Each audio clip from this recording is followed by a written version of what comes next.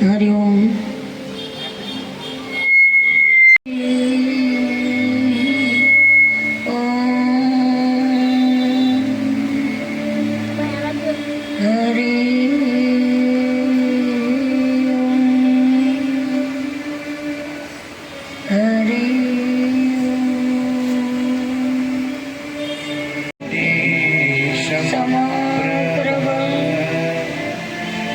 निर्विघ्नं कुरु मे देव सर्वकार्येषु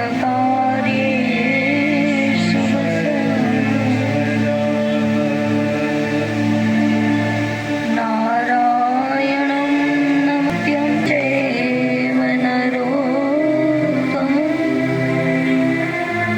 देवीं सरस्वतीं च व्यासं ततो जयमुनि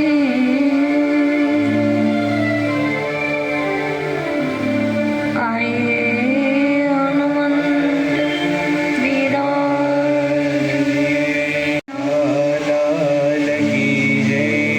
श्रीमद्भागवत महापुराण श्याम सुंदरी हमने पितृनारायण देव एक बार प्रेम से बोलो गिरनारी महाराज गुरुदेव दत्त भगवान सत्य सनातन पितृनारायण हरि ओम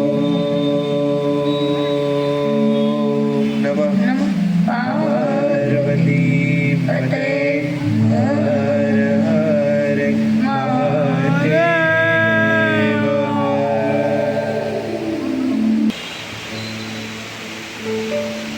परम कृपाळु परमात्मा રાધારમણની અસીમ કૃપાથી પિતૃઓના મોક્ષાર્થે અમારે શિવાનીબેન ગીતાબેન એમને આ સુંદર મજાની ભાગવત કથાનું આયોજન કર્યું છે, તો આપ સર્વને પ્રેમથી ભાવભર્યું નિમંત્રણ છે। આજે તો પહેલો દિવસ છે।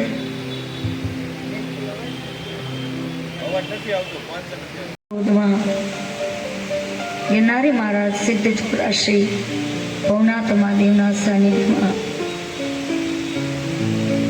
આયોજન કર્યું છે, તો આપ સર્વને તન મન ધનથી સાથ સહકાર આપવા નમ્ર વિનંતી છે।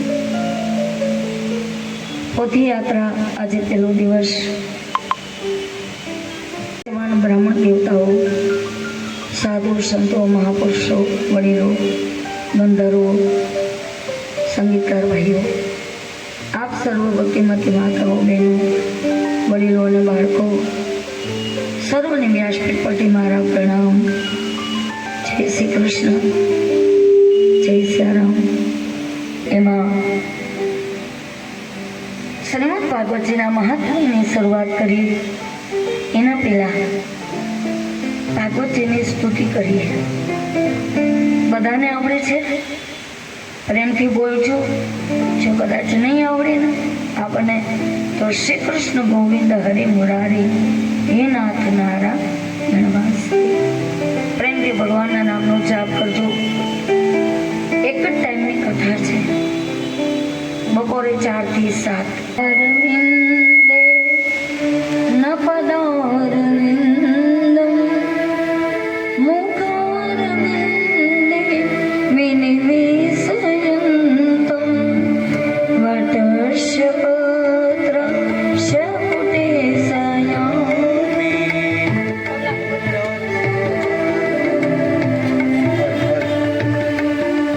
શ્રી કૃષ્ણ ગોવિંદ હરે મુરારી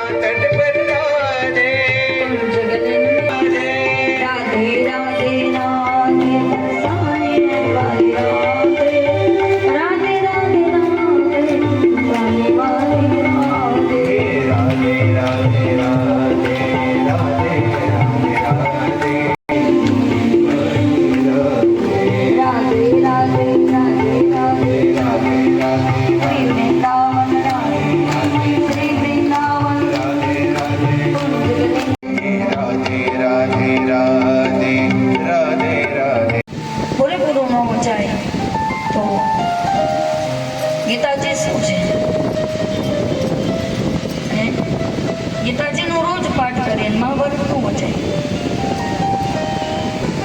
તો મહાભારતની કથા અનેક વાર આવી. રામાયણ, ભાગવત, શિવપુરાણ, શિવચરિત્ર, સતીચરિત્ર, ટૂંકમાં 17 પુરાણનો સાર લઈ 18મું મહાપુરાણ વેદવ્યાસ ભગવાને રચના કરી. આવો પ્રથમ સ્કંદમાં મંગલ પ્રારંભ કરીએ. સુખદેવજી મહારાજ કહે છે, જન્માદ્યશ્યતોન્વયાદિતરત ચાર્ધેષુ સ્વરા તેને બ્રહ્મરદાયાદિકવયે તેજોવારિદાયતા યત્ર ત્રિશર્દોષા તામ્નાશ્રેણ સદા નિરસ્તકુર્મં સત્યં પરમ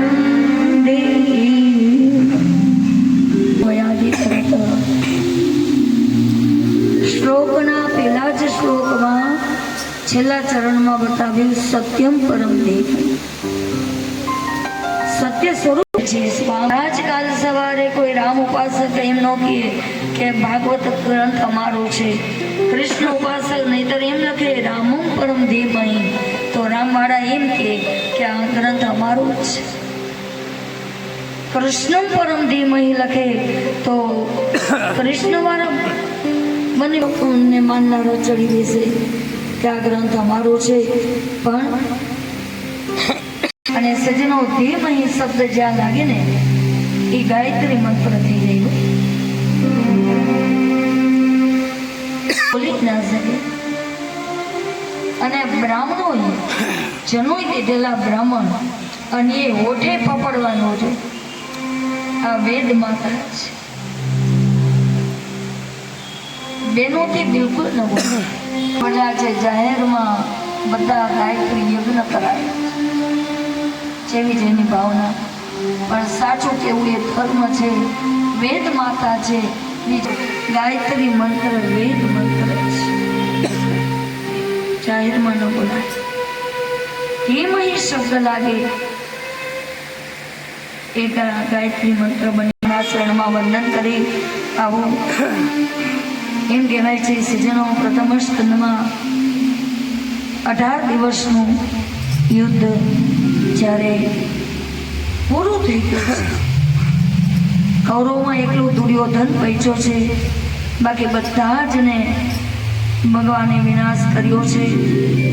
અને કહે છે કૌરવ એમાં એકલો દુર્યોધન બાકી. અને દુર્યોધન ગુરુ દ્રોણનો પુત્ર એનો મિત્ર છે. ભાઈબંધને બોલાવ્યો છે, કહે છે ભાઈ કેમ ચિંતામાં છો? ત્યારે કહે છે પાંડવોને મારે નિર્વંશ કરવા છે, પાંડવોને નિર્વંશ કરવા છે. ગુરુ દ્રોણનો પુત્ર અસ્વસ્થામાં કહે છે પાંડવોને નિર્વંશ કરવા એ મારા માટે ડાબા હાથનો ખેલ છે. હમણાં હું જાઉં. ભલે દુર્યોધન ને રાક્ષસો ભગવાનને દુશ્મન માનતા હતા સજ્જનો, પણ એટલું તો સમજતા હતા કે ભગવાનથી મોટું આ જગતમાં કોઈ નથી. અને આજે માણસો ભગવાનથી મોટા થઈ ગયા છે, તો આ રાક્ષસો સારા કે આપણે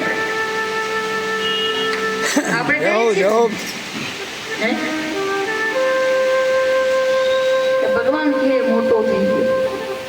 રાક્ષસો એવું માનતા હતા. અને રાક્ષસો કોઈ સામાન્ય નહોતા સજ્જનો, આ તો શ્રાપિત જીવ હતા. રાક્ષસો એ રાક્ષસ બનીને આવ્યા, નહીતર ભગવાન એને મારવા આવે કા આપણને મારવા ન થવું? આટલા પુણ્યશાળી છીએ તો અવતાર શું દાન આવતા હતા એ શ્રાપિત જીવ હતા. દુર્યોધન કહે છે અરે અસ્વસ્થામાં મેં નહીં કર્યું એ બધું જ કરી જોયું. 100 કૌરવમાં હું એકલો બચ્યો છું. અરે એની માથે જાજા વેર, જેની માથે નથી મોહન. દ્વારિકાનો નાથ સ્વયં જેની રક્ષા કરે અસ્વસ્થામાં એને મારવા માટે કોઈ વસ્તુ કામ નહીં લાગે, પણ વિનાશકારી વિપરીત બુદ્ધિ અસ્વસ્થામાં કહે છે મને જવા દો, કહે છે જા ભાઈ.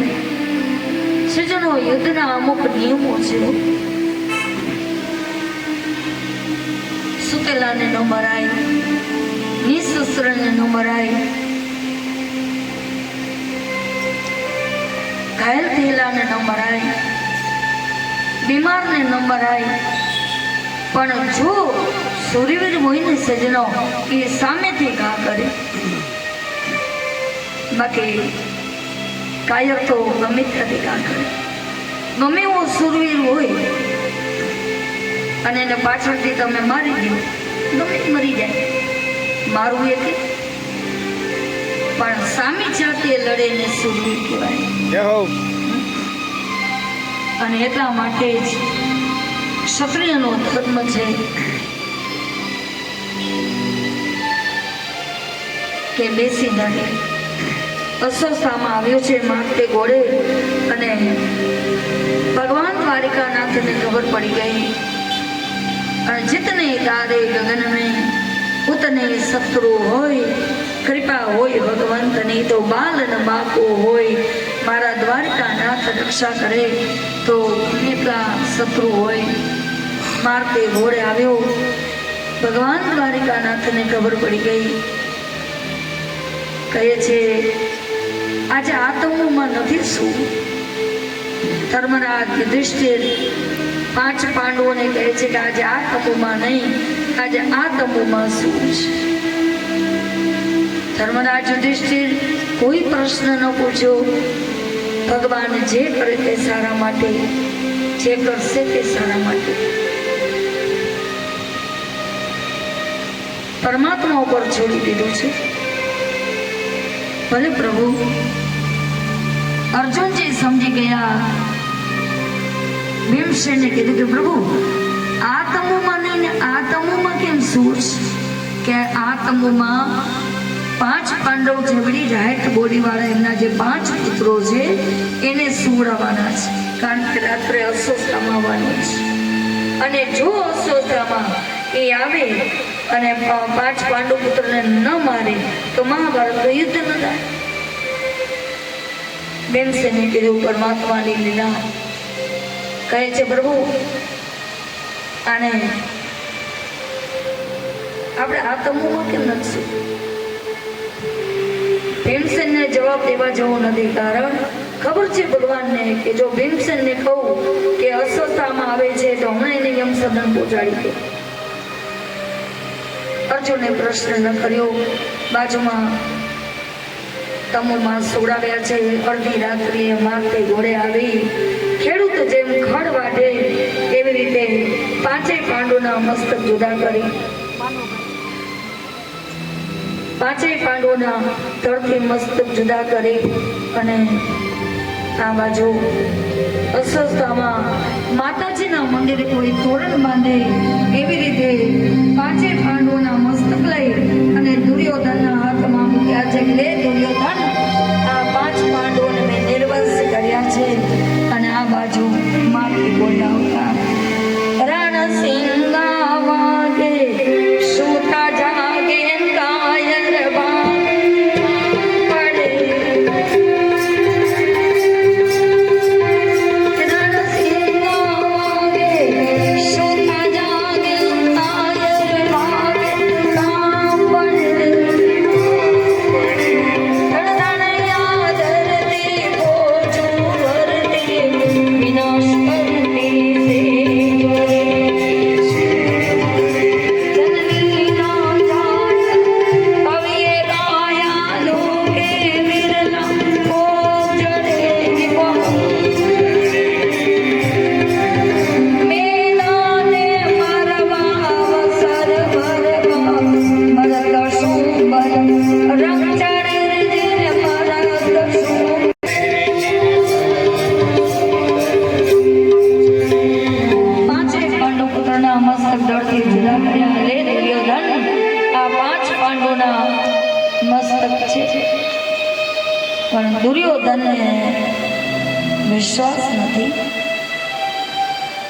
દુર્યોધન કહે છે જેનો દ્વારિકાનો નાથ રક્ષા કરે હે 99 ભાઈઓ મારા મેદાનમાં મૃત્યુ પામ્યા, વીરગતિને પામ્યા, અને આ 5 પાંડવોના મસ્તક થોડા હોય. લાઈટ કરીને જોઈ સજનો, ત્યાં તો હાથમાંથી 5 પાંડવોના પુત્રના મસ્તક પડી ગયા. અરે દુર્યોધન, અરે અશ્વત્થામા, આ તે શું કર્યું? અમારા 5 પાંડવોને અમારા કુળમાં તે પાણી પાનારોનો બચવા દીધો. પાંડવોના મસ્તક જોઈતા હતા મારે.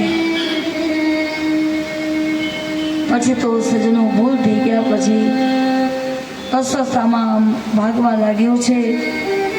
પણ સજનો, જગતમાં કોઈ પણ પાપ કર્મ કર્યા પછી આપણે ભાગી જાય, દુનિયાથી છૂટી જાય, જગતથી છૂટી જાય, પણ જગદીશથી આપણે ક્યારેય ન છૂટ્યો. ભગવાન દ્વારિકાનો નાથ કે ભાગી ભાગીને કે થઈ જાય.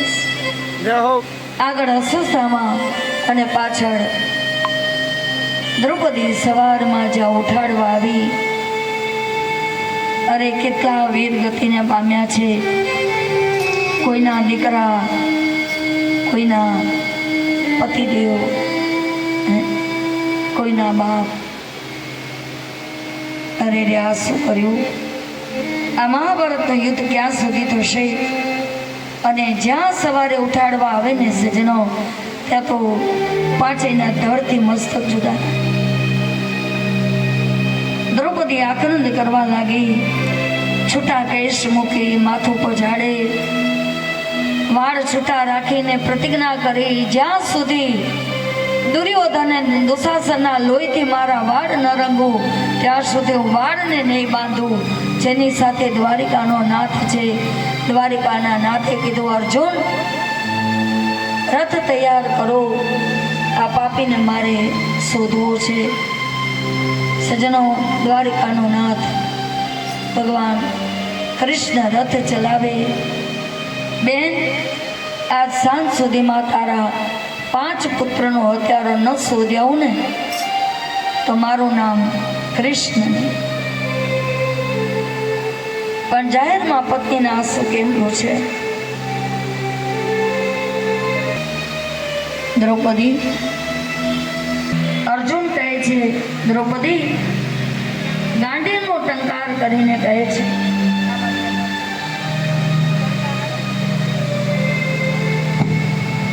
એમ કહે છે, ગાંડીવનો ટંકાર કરી આજે સાંજ સુધીમાં જો તારા 5 પુત્રનો હત્યારો ન લાવો તો ગાંડીવને હાથમાં ધારણ નહીં કરો. ભગવાન અર્જુને અને દ્વારિકાનાથે પ્રતિજ્ઞા કરી છે. માર્ગે ઘોડે ગયા અને ગયા છે ત્યાં અસ્વસ્થામાં આગળ પાછળ ભગવાન દ્વારિકાનાથ રથ ચલાવે. માર્ગે ઘોડે ભગવાન એમને પકડવા માટે ગયા અને આગળ જ્યાં રથ ચલાવ્યો એ અસ્વસ્થામાને ફેંટ પકડીને પછાડ્યો અને કહે છે, એ અસ્વસ્થામાં